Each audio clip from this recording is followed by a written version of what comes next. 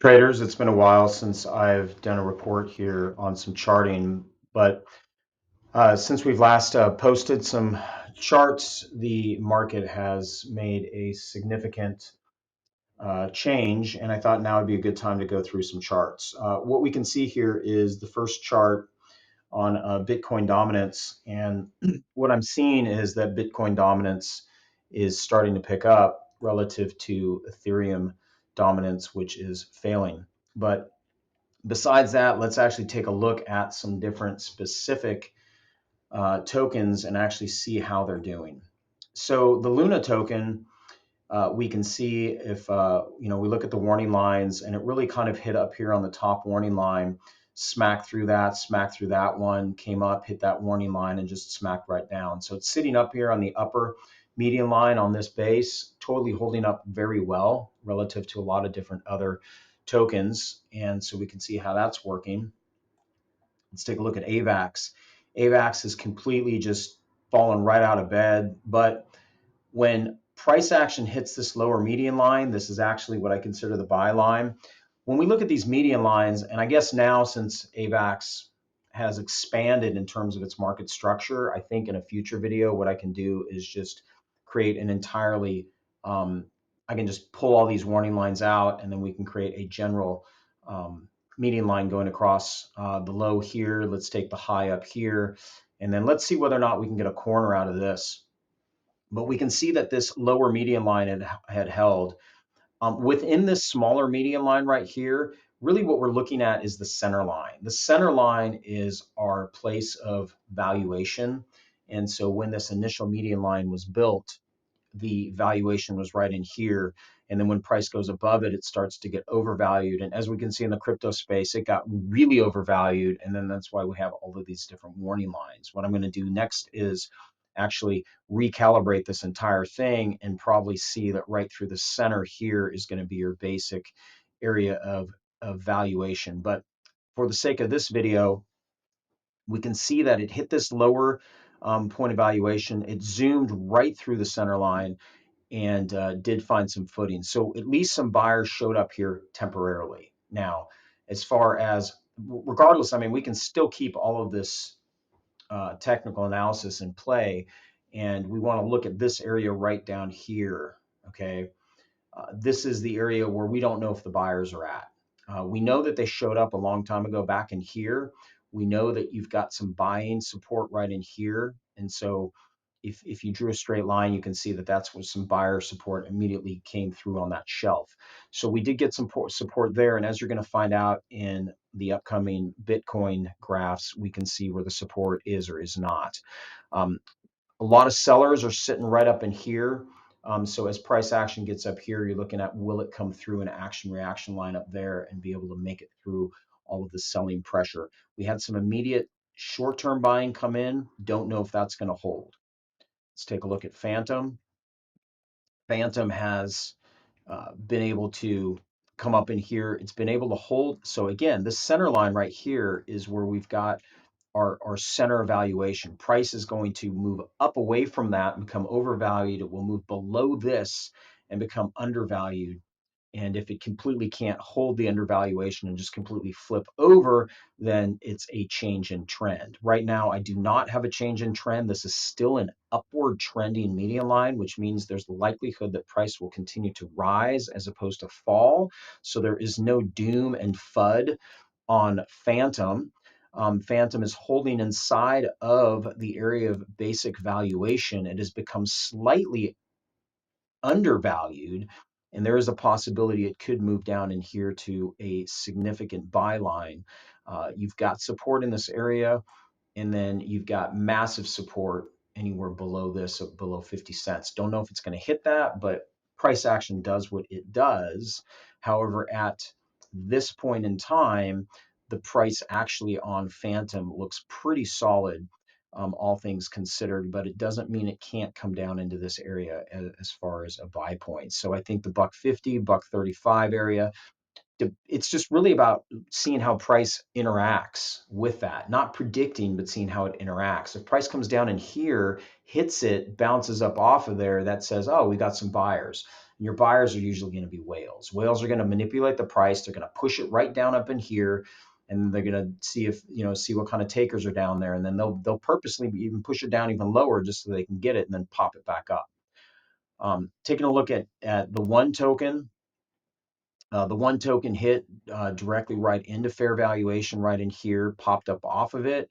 So it is actually sitting at fair value again, just like Phantom. Now, again, the one token, I know that the ecosystem has been focused entirely on, can we get a bridge to Bitcoin? And I feel like that is a focus that I think there's other things they could focus on, but regardless, I know the one token has had some challenges in terms of bridging and not being able to take like all of the like a lot of the ecosystems, Solana, Phantom, I think Bitcoin and ETH.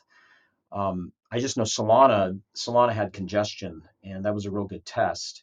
And I'll talk about the next token that deals with sharding that can actually help, um, reduce some of the likelihood of congestion. But the Harmony One network, regardless of its lack of technology, it is sitting in fair value right here. So it's hit the center line. If it zooms through there, it's most likely coming down into here, but it hasn't yet.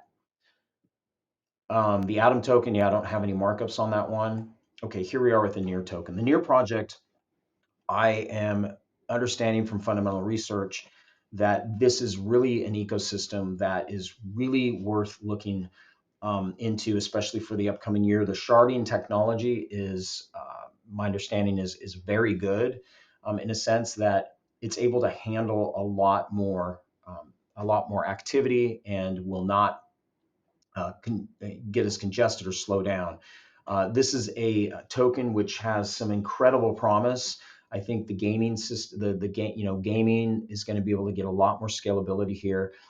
They have been growing massively fast in terms of platform development and the number of developers, as well as I think potentially users or investors. I think Alameda Research is hedging their Solana investments, rightfully so, over here to the Near ecosystem. And I think there's talks about between 1 to 5 billion in VC money coming across into this ecosystem. So this is really a valuable token to watch in the Aurora ecosystem. I wouldn't focus on the Aurora token. I would actually look at the Near token, and then Solaris right now is getting the most amount of TVL. So take a look at Solaris, and then eventually the Near token can, in the form of gas, it can do very well. So this is a wonderful ecosystem worth looking at. You can see it's hit fair value, just kind of hit that line and boom, just backstopped right there, which I like to see. Hate to see it come down in here, but it'd be great if it did, because that would be a great buying opportunity. But this is a token I think that deserves attention, research, and fundamental analysis, as well as continued observation going out throughout the entire year. I think this is a really good long-term play, and I think investors will be very pleased with the performance on this if it does everything it's setting out to do. Let's take a look at Solana. Just totally fallen out of bed. You've got some support on that thing right in here. It'll probably hit that shelf, and if it doesn't, it's just going to come up down in here.